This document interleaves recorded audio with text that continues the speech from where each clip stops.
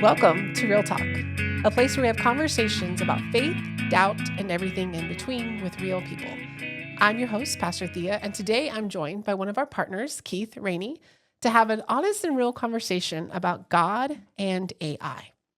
I do want to also invite you into this conversation.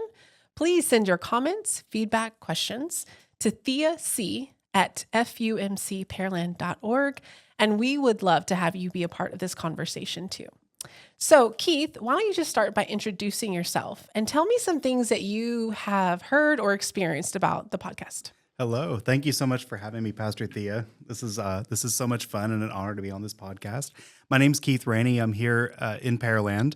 I've got a beautiful wife and two beautiful girls. We're all very active in the church, and I've just seen God move through our family in very, very profound ways, especially recently, as the world has just kind of gotten a little bit more chaotic.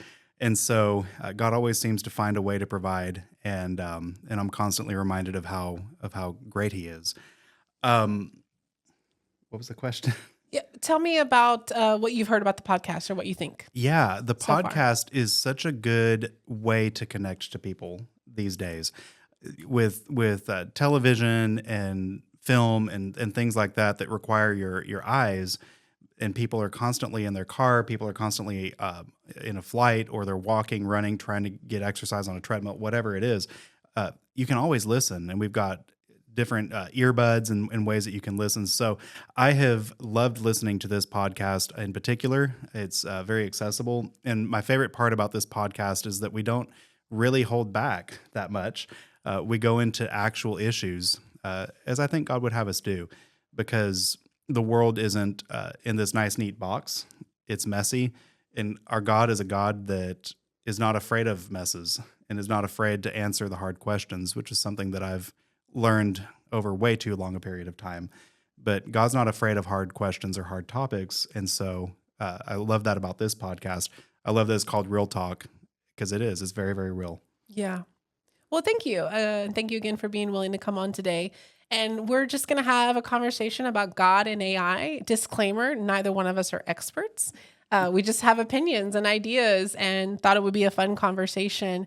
To begin, let's define, what is AI? How do you define that? That's such a good question.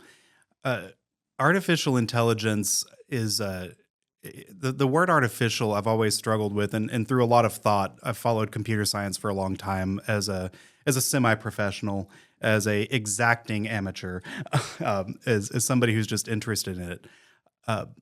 Artificial, I've come to regard that as maybe we should use the word machine, that intelligence is really what it's about. Intelligence is the ability to recognize and manipulate patterns, whether it's a human doing that, an animal doing that, or a machine doing that. It's intelligence nonetheless. And so AI is such a hot issue now because our machines are getting much, much better at it. As the compute power in the world continues to grow, and it's growing exponentially. Moore's law talks about that the total compute in the world doubles every 2 years. And there's a reason for that we might be able to get into later. But essentially, as the amount of computing resources available continues to grow, the amount of things that the computer can do continues to grow right along with it. So there are multiple forms of machine intelligence. There's limited AI, narrow AI. That's the one that we know and love. Narrow AI can drive your car for you. It can fly your plane for you. It can help your doctor when they're doing surgery, or something even as simple as it can talk to you. It's like a chat bot. You think ChatGPT, or Google's got models of that as well. But these are narrow, limited AIs who are very, very good at one thing. Then there's this moment that scientists talk about called singularity, which has not happened yet, but that spawns on what's called AGI. So now we could start to talk about, like, Terminator, or if we want to be on the dark side, or if we want to be on the light side, Lieutenant Commander Data on Star Trek, But AGI, artificial general intelligence, is this theoretical time that a computer will be able to do anything and everything that a human can do. That has not happened yet. There is no intelligence out there that can do that yet. The estimates for when that might happen are as soon as 2030. I've seen as late as 2100. So there's really no telling when that's going to happen. And then finally, of course, there's AGSI, which is artificial generalized superintelligence, where a computer could potentially do more than people can do, and that is a very serious proposition, a very serious topic. So that's sort of what machine intelligence is to me. It's we've tricked rocks into thinking, basically, that it's on silicon chips rather than on neural substrates, but it's still the same thing. It's the ability of a machine to recognize and manipulate patterns in hopefully helpful ways, which I think we're going to get into a lot today. Well, you came with very intelligent answers that I'll just be honest, a little blown away by. But I think you explained it really well. And I like how you even referenced Terminator. I think that's where we all kind of jump to, well, that's where we're headed. Yeah. But this reality that is, very, very far off, if probable.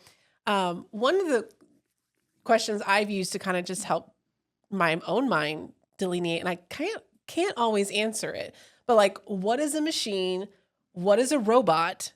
And what is AI? Because if you define something of, being able to repeat a pattern over and over, well, isn't that what a machine is doing? And then what makes a machine into a robot? What makes a robot into AI? Because we've had machines and robots my entire life. Right. And so, it's my Zumba, what's it called? The Roomba. We just got one of those, by the way. I don't actually have one. Is that AI? Because can't it learn your patterns of your house? Or is it just a robot? Or is it just an automated vacuum cleaner? I guess for me, I just even can you break it down to that level? What's a machine? What's a robot? What's AI? Yeah, I would love to. I think of hardware versus software. And so let's get into Moore's Law a little bit. So the idea is, like with a human, and I'm going to maybe do a little bit of this throughout the podcast of contrasting human and machine and also comparing, because there are a lot of similarities in some ways. So as a human brain is hardware, and our learning experiences through school, through life, the decisions that we've made as kids, as teenagers, as adults, that's the software, right? So like the way that we reason and the way that we make decisions is the software that is on our brain, but the brain is what actually hosts that software. So similarly with a machine, a computer and a robot are, in my opinion, not that different. A computer is simply a collection of silicon chips. There's a variety of reasons that silicon is ideal for computer chips. There's also quantum computing. Some people may be wondering about that. I think, in my opinion, that's very far off, but that's a different way. But as it is today, as it is, I think, in the near future, is silicon chips that are used and programmed by humans, or in some cases by AIs these days, to do specific things.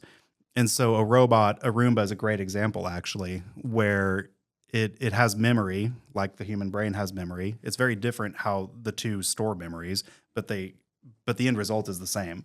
I know there's a wall there because I can see it. A computer knows there's a wall there because it stored it in bank 0A, but we both know there's a wall there. Mm-hmm. And so as the Roomba goes and as it learns, hey, I hit a wall there last time, maybe I could not do that this time, then that is a form of very, very, very basic intelligence, because it's recognized a pattern and it's manipulated its own behavior in order to avoid that pattern, or exploit it perhaps in a bad way. Mm-hmm. So that's where hardware can come in. And then where the software comes in is, what is that hardware programmed to do? So in the case of a Roomba, it's programmed to do that very thing. Let's recognize obstacles. Let's remember where they are. And let's turn our wheels a little bit sooner. In the case of an airplane, there's not a lot of people that know, but the pilot is a crucial part of the flight crew, but the airplane does most of the flying these days. Mm-hmm. So an airplane takes off, flies, and lands by itself. Mm. The pilot does not do that on a lot of commercial airliners anymore. But the pilot is there to oversee that it's being done correctly, and in many cases does have to take over.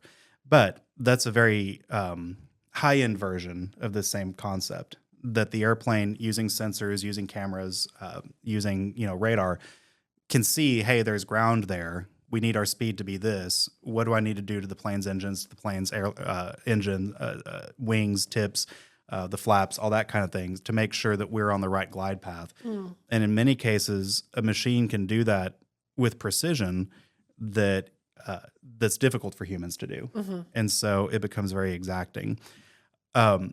Where artificial intelligence, and I'll say just AGI, artificial generalized intelligence, can come into play is when a machine becomes self-aware and a machine can change its own programming, makes it, in my opinion, somewhat human-like, because that's the human experience.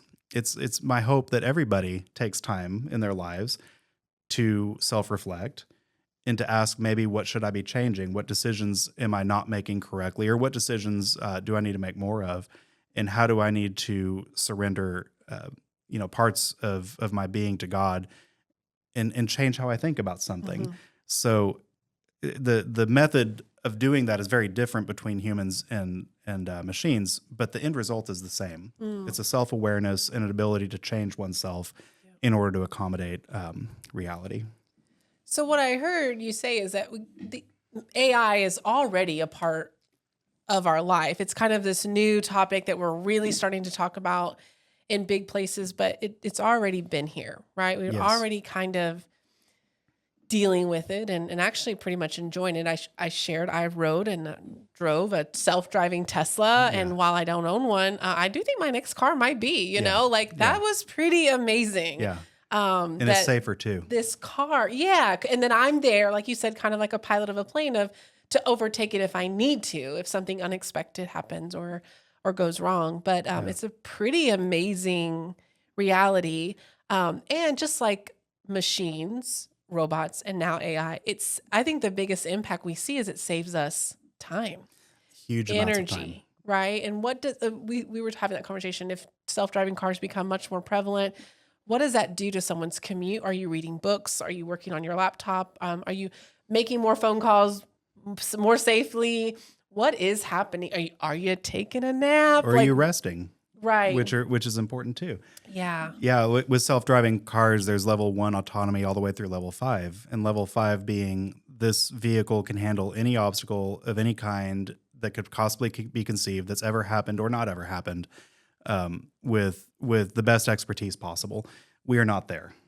Level 4 autonomy has been achieved like on tracks with a couple of car companies, but most car companies are level 3, which is I can drive as well as a human and maybe slightly better. And so, what will we as humans do with that time?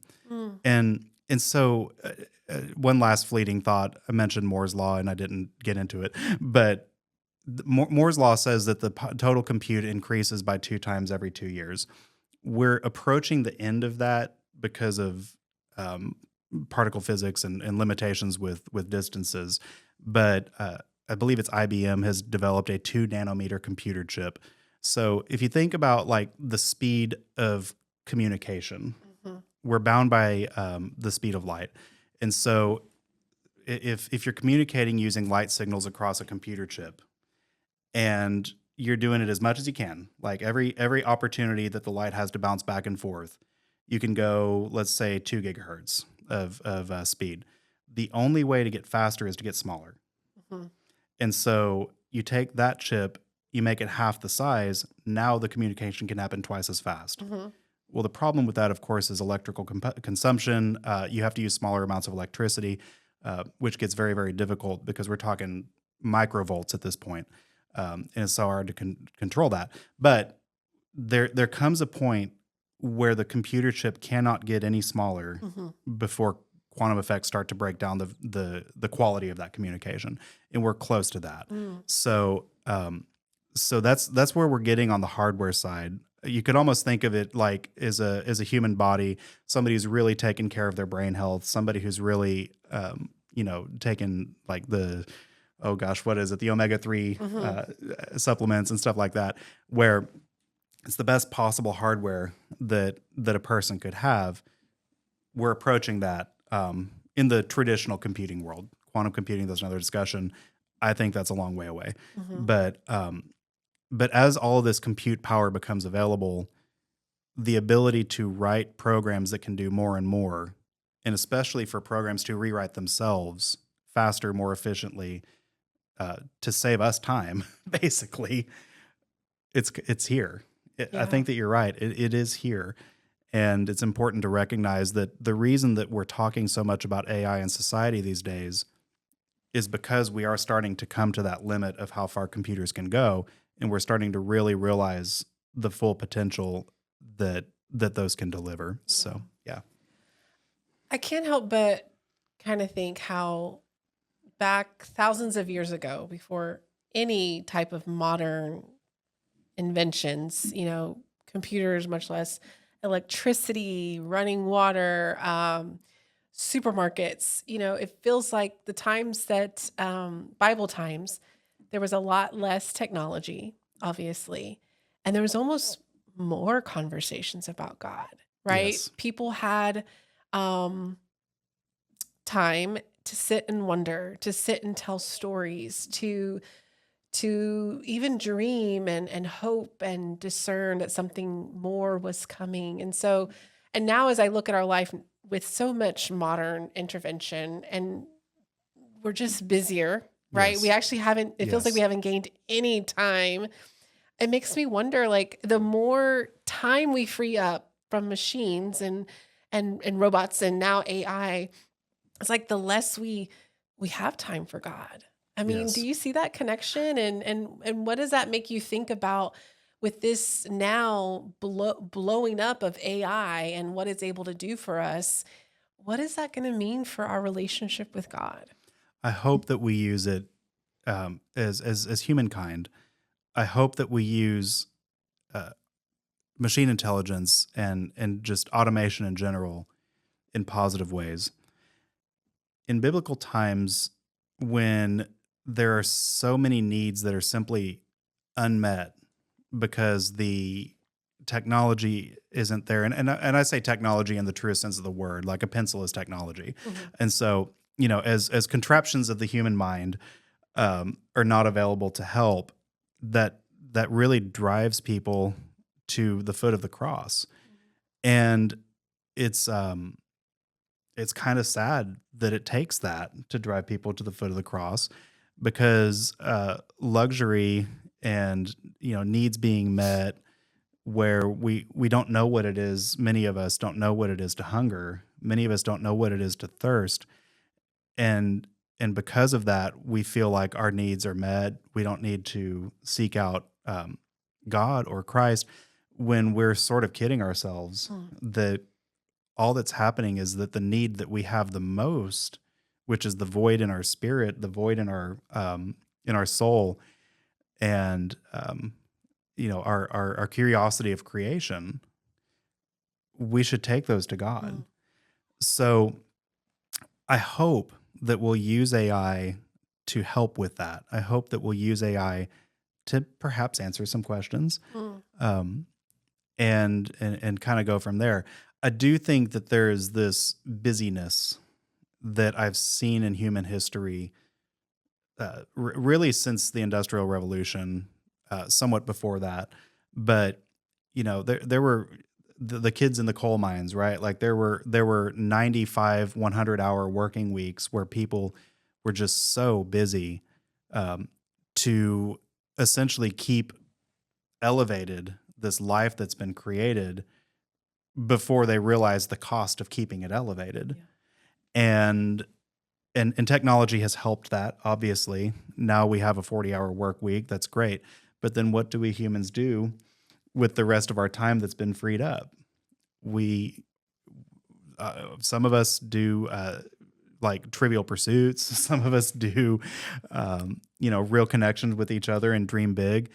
Others of us go and find more work to keep ourselves more busy, Mm. in many cases to distract ourselves from something that maybe we don't want to Yeah. acknowledge. Yeah. I definitely think that's something we should touch on, right? There's can be a lot of excitement and intrigue and wonder and about this advancement in technology. There can also be a lot of fear and worry and reality of the effects it has on our environment and or our brains. If we outsource all of our computing, Yeah. what are we going to be doing with these brains of ours that have Yeah. this natural ability? And I think maybe a bigger question, what are we really searching for? Oh, wow. Those are really good those are three big topics.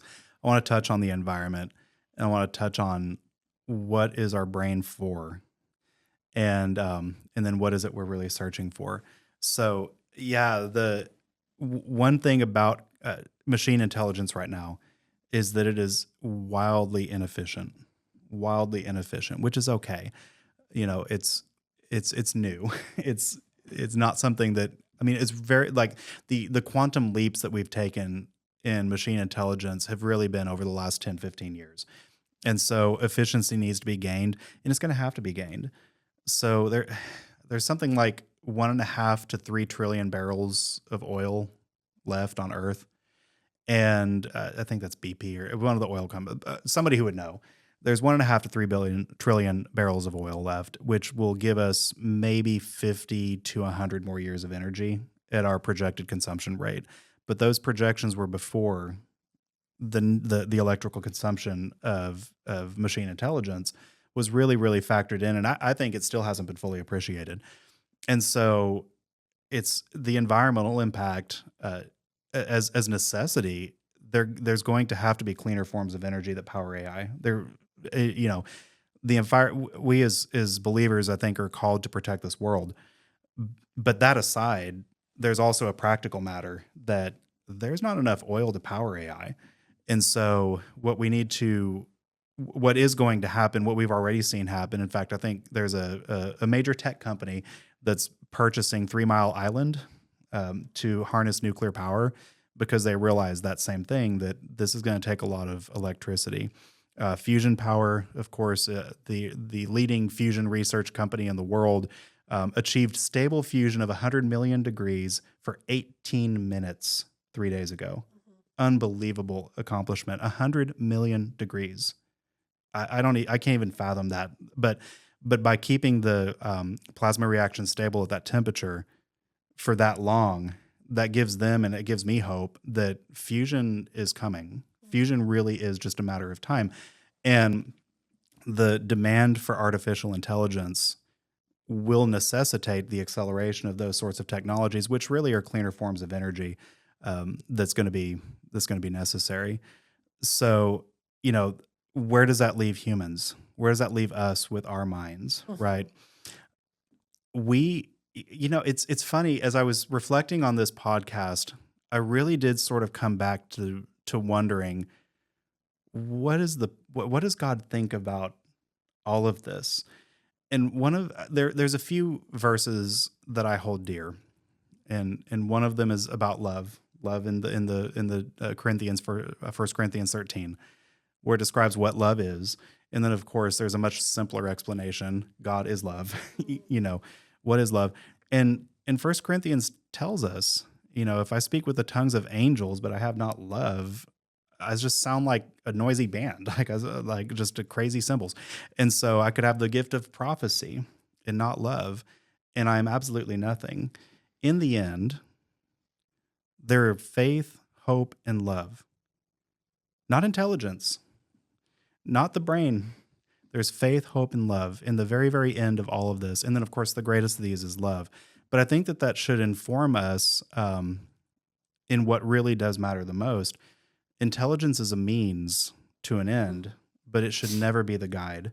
It should never, ever be the guide, because that's where we get into, we've sort of touched on it a couple of times, but the scary future that I'm very confident it'll be avoided, but the scary future of a machine intelligence gaining hold of structures or important parts of our society and leveraging those for nefarious means. The way the machine intelligence is the way that would happen. It's not the why. Mm. Machines don't determine intent. They can't determine intent, not in my opinion, but they can determine the means. They can determine how. They can execute it too, or will be able to in some cases. But God, I think, is really after our heart. God's after our spirit, and so where does it leave the human brain? God made us with intelligence. God designed us to be able to reason and to be able to put together these wonderful patterns so that we could carry out Christ's Great Commission. And I think that we will continue to do that, whether there's machine intelligence or not.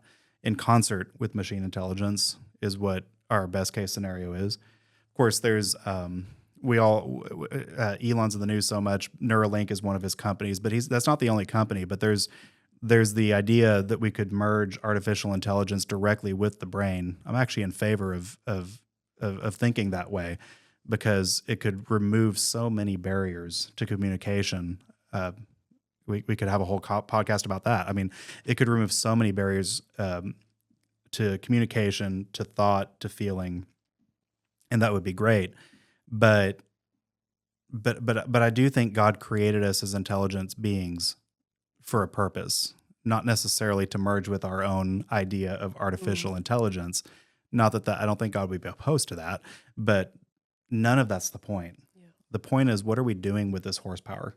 Yeah. What are we doing with ChatGPT? What are we doing with our own brains to further the kingdom of God in anticipation of the new heaven and the new earth?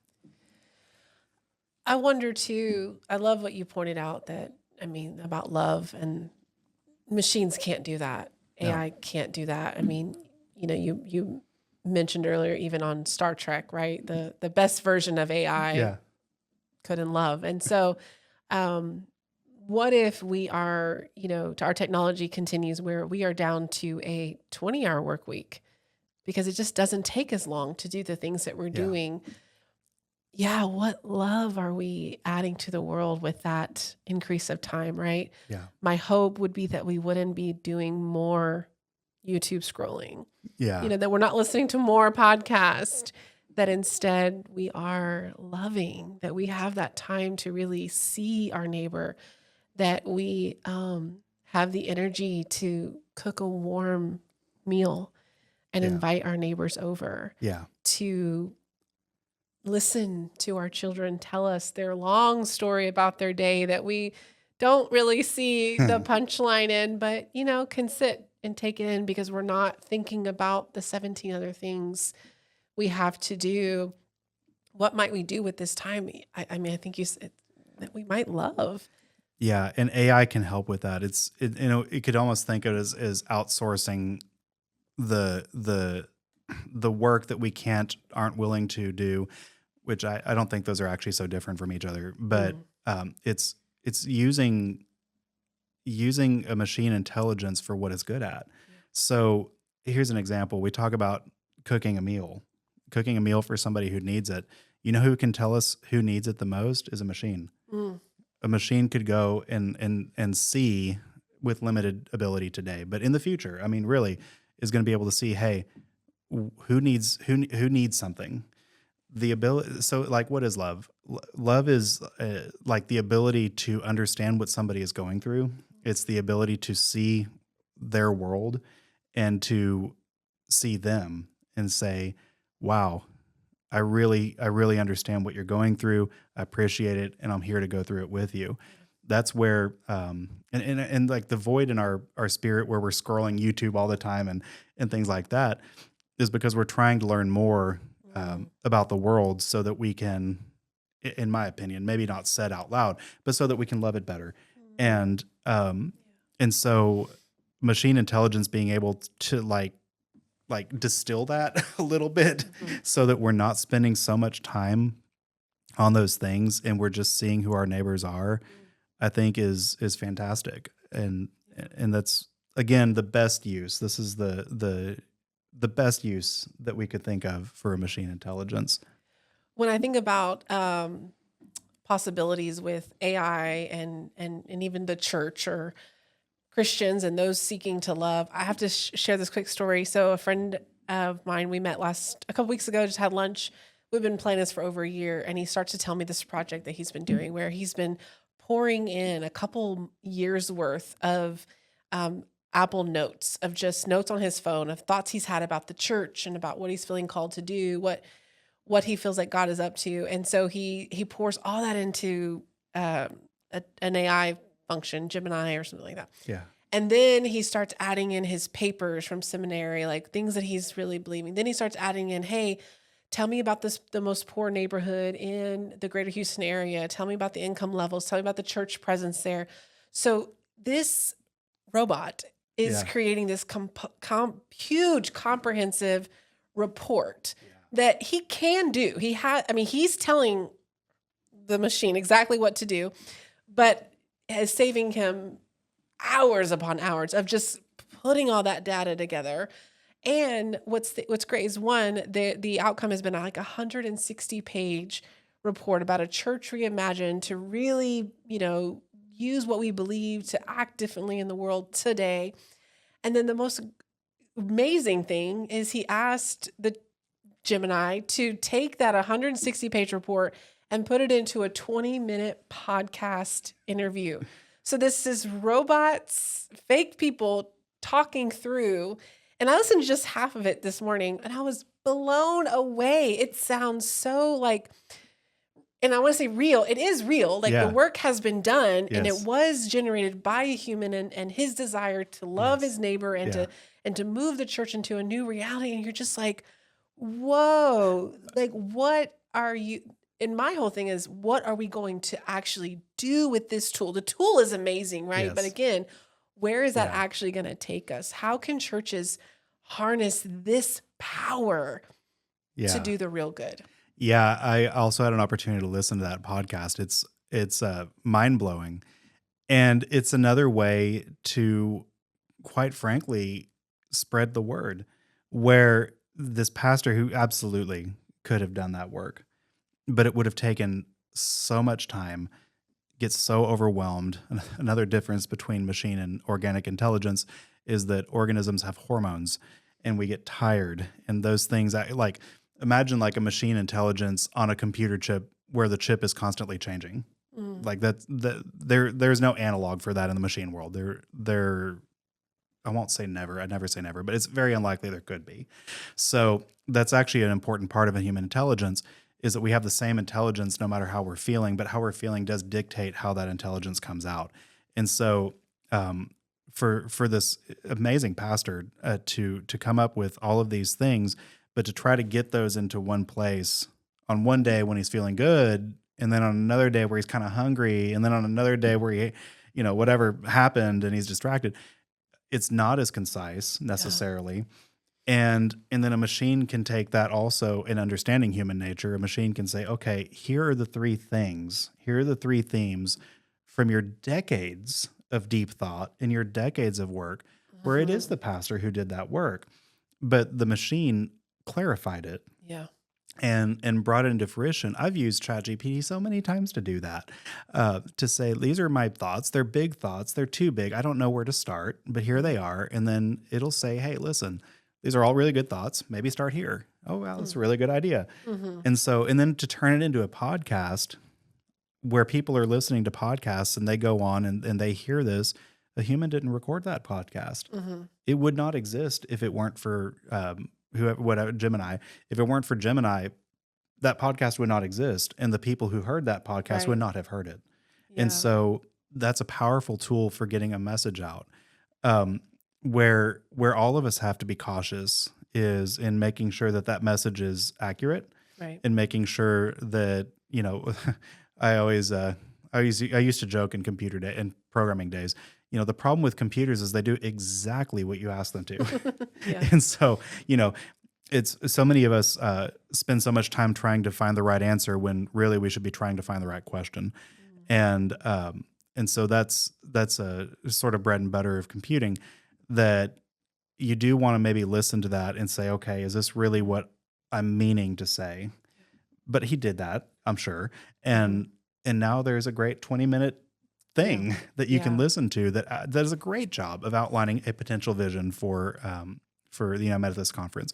So that's a great place for churches to use AI, collaborate with AI. Yeah. And we could even get silly with it. There's a church out there, I think, that's like completely AI. I saw that. Gosh, that must have been a year and a half ago, where they go they go into a building, and there's this image, this video image of a person preaching, Yeah. interacting with the congregants, and doing everything. It is completely AI. Hmm. And so, it's obviously that's like reducto al absurdum, but it's an actual church Yeah. today. So is that going too far? Maybe. But Yeah. it just goes to highlight that the possibilities really are endless here. Yeah. So I hear a lot of celebrities on podcasts talking about, the threat of AI to Hollywood, right? To the entertainment business. Oh. And I think we could go as further to, maybe to preachers, Yeah. right? If we can get a machine to do it, why would we ever hire humans or trust humans to do it? But something that I can see in both the entertainment and the spiritual realm is we need that human reality. We need that human interaction. We need that facial expression that only a human can Yeah. give you. The pause from a comedian in just the right spot.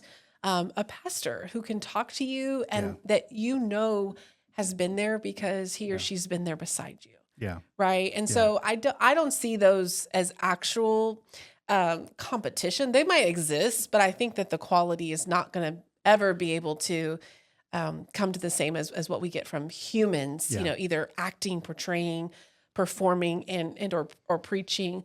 And again, because it comes back to that relationship, I think one of the reasons why podcasts are huge right now is people are longing for a relationship. They're longing for a conversation. They're longing for some authenticity. And in the podcast space, there is more room for that. Yes. We have some questions we're trying to hit, but this is not scripted. Right. Right. You've been invited to come in and be yourself. And I think you see the best podcasts. That's what they're doing, Yes. is that people are really allowed to be themselves.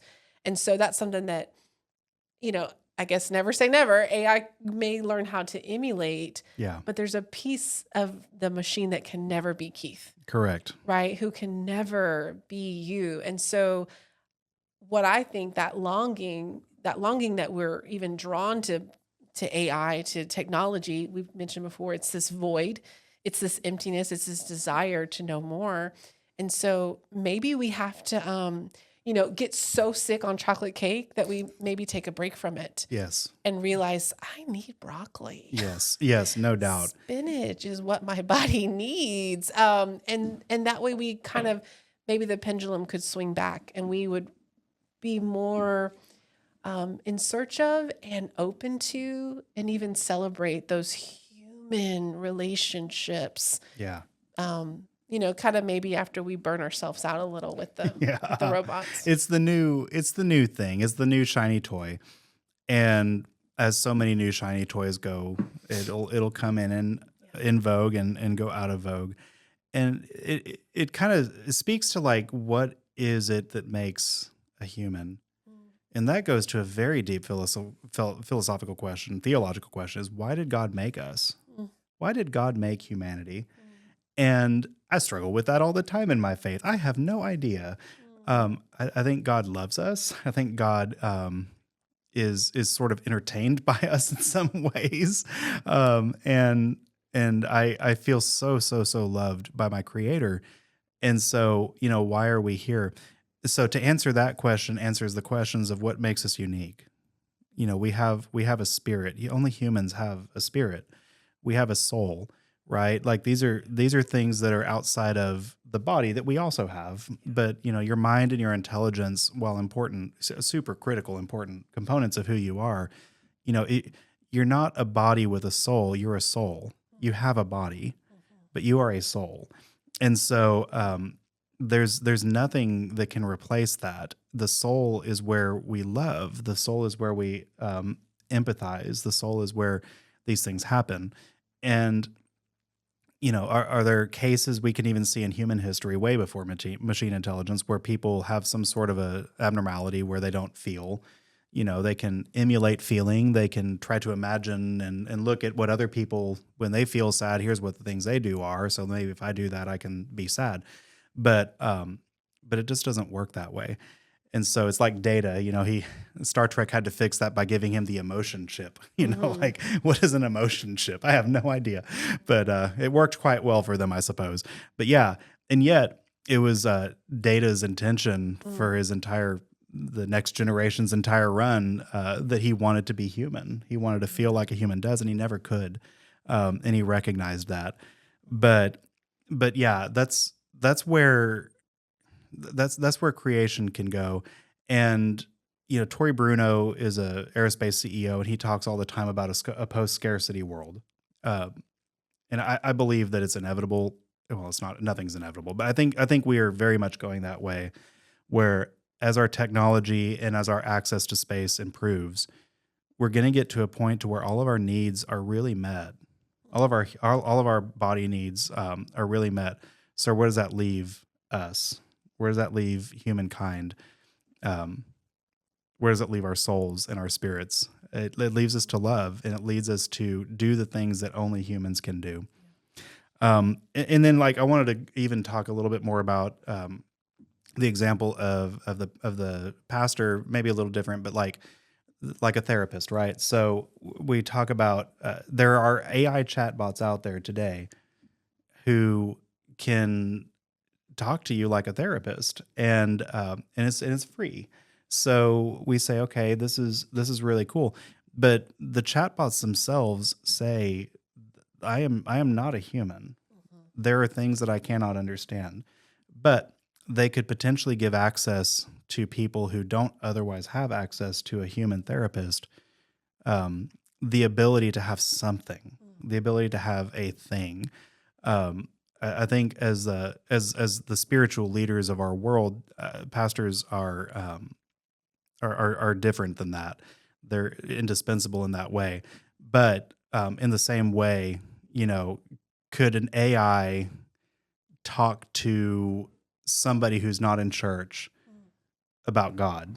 I don't know. Yeah. I wonder, So anyway, that's where we're at.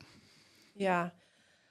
That's an interesting way to flip it of, could AI evangelize? And then should we evangelize AI, which I think really you kind of get into the soul conversation. And I think that's probably where I would land. If you don't have a soul, we don't really need to worry about it. But I agree. Yeah. And so it's interesting. It's a whole new world. It's a whole new place for our brains to open up, our hearts, our minds, our wondering, our community. And I do agree with you, that I actually don't think God's surprised by all of this. I don't think there's anything that we do that God's like, I see that coming. I think God's like, okay, I see what you're doing there. And here I am. And here I am, and that longing, that searching, even that we're doing today to come up with these realities. I do think the answer is just love, right? Yes. And which just keeps coming back, this thing that no machine can do, right? Yes. And so for, I think, the church, our response to AI is love. Yes. Is to say, hey, if there's some things that this machine can do, I mean, we embraced, photocopiers, we embraced telephones, we've embraced the computer, we've even embraced online worship. I mean, the church has embraced technology as we continue to use it as tools to do the work we're called to do. And so I think that's kind of the same thing that we're called to do here. We can embrace this tool as long as it gets us to what we're supposed to do. If it frees us up time and energy so that we can actually do this thing that only we can do, which is that love that we're called upon. Jesus calls us to love the Lord our God with all of our might, all of our heart, and to love our neighbors as ourselves. It really is that simple. And that's not an act of intelligence. That's an act of the soul. That's an act of the Mm. heart. And how we love is where the rubber meets the road. But it's a good place to be. Yeah. So, what's one thing you would offer a piece of hope maybe for someone who's really struggling with? Is there even a God? If there is AI, how do these two things collide? What does my theology have to do with AI? Someone just kind of wrestling with the whole AI situation and their faith today. God made everything. He created creation. And the hope that I would offer is that there is no question too big for God to answer. There is no question, no concern, no fear, nothing in the whole world, in heaven or on earth or in hell, can ever scare God. And so, you could almost think of this as, if you wanted to approach it from a different angle, talk to God about your fears. Mm.